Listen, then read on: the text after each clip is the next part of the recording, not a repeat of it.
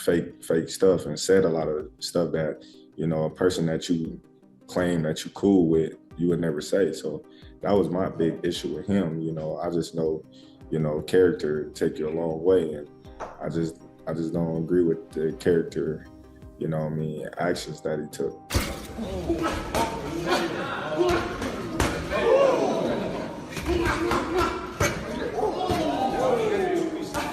The problem is Terence Crawford now is really only going to want a fight for big money, and there's only certain fights that can generate that kind of money. Terence Crawford fired back at Floyd Mayweather after sparring footage was leaked.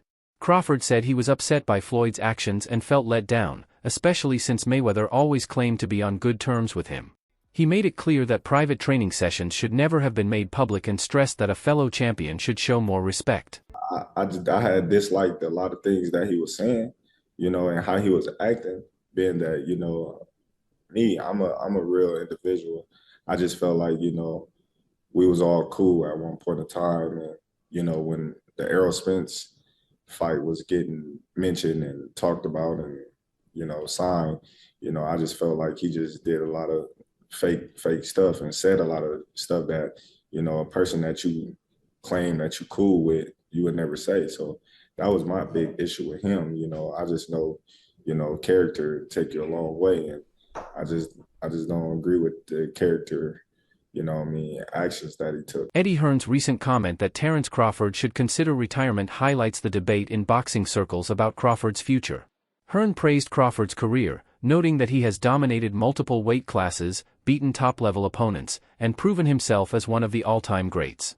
Walking away now would protect that legacy forever, much like other legendary champions who retired at the top. At the same time, Hearn acknowledged the financial side of the sport. With Saudi Arabia investing heavily in boxing and creating blockbuster events, Crawford could still earn massive paydays even if those fights don't add much to his legacy. For Hearn, the choice is clear: it's a delicate balance between preserving greatness and taking advantage of life-changing financial opportunities. Sorry? Should Crawford retire? Do you know what? Someone said the other day, and it's very true, because I actually said it about Usyk. We've got a real tendency, haven't we, to kind of try and retire people off. Do you know what I mean? Like I said with Usyk, I think now he should retire. And everyone's like, why do you want him to retire? It's like, I just think it's a great way to go out. I actually also think that Crawford could move down and win a world title at 160. And that would make him, what, 6 division champ? 5, 35, 40, 47, 54, 6 division champion.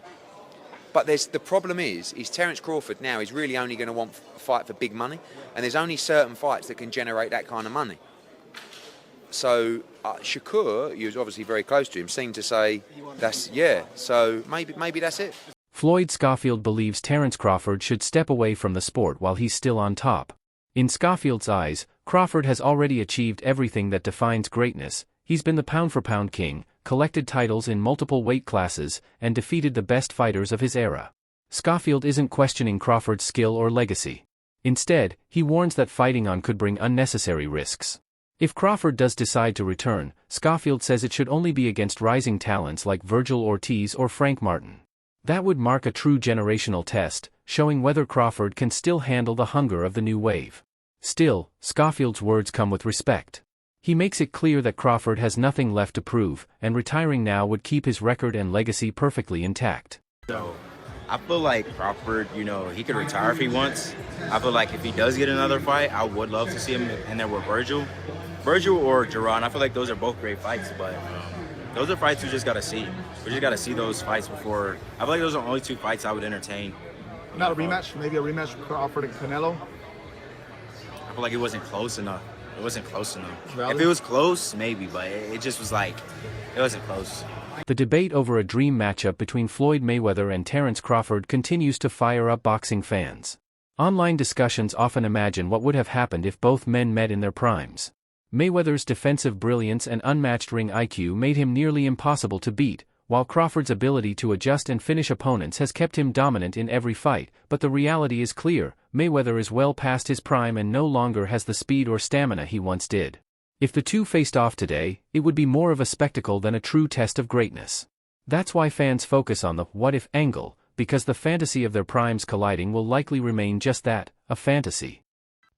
So yeah, everybody, so this is a good question that the ring put out. So Terence Crawford versus Floyd Mayweather. a fantasy fight that will never happen?